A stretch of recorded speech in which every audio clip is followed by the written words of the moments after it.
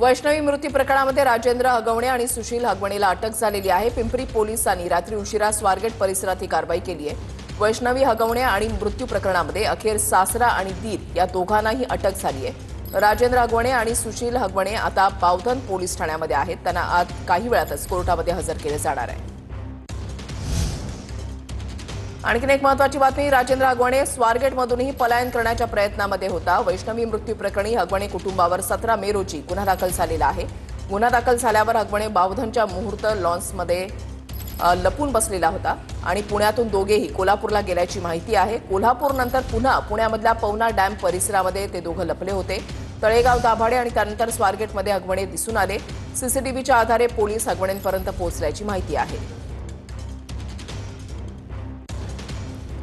हगवणे 17 मे रोजी इंडिवर कारने औंध रुग्णालयामध्ये वैष्णवीचा मृतदेह पाहण्यासाठी पोहोचले। हगवणे फरार असताना कुठे कुठे गेले होते ते आपण पाहताय। अटक होण्याची शक्यता लक्षात येताच गाडी बदलत थार गाडीनं मुहूर्त लॉन्समध्ये लपून बसले।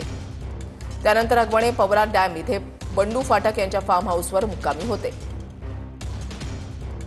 18 मे रोजी थार गाडीनं आळंदी आणि वडगाव मावळ इथे मुक्काम केला। 19 मे रोजी हगवणेनं पुन्हा एकदा गाडी बदलली। बोलेरो गाडीनं पुण्यातून सातारा जिल्ह्यामध्ये पलायन केलं। सातारा जिल्ह्यामधल्या पुसेगावमध्ये हगवणेनं मुक्काम केला। 20 मे रोजी पुसेगावातून पसरणी मार्गे कोगनळी इथल्या हॉटेल हेरिटेजमध्ये मुक्काम केला। 21 मे रोजी प्रीतम पाटील यांच्या शेतावर हगवणेनं मुक्काम केला। 22 मे रोजी पुण्यात आले आणि 23 मे रोजी स्वारगेटमधून अटक करण्यात आली।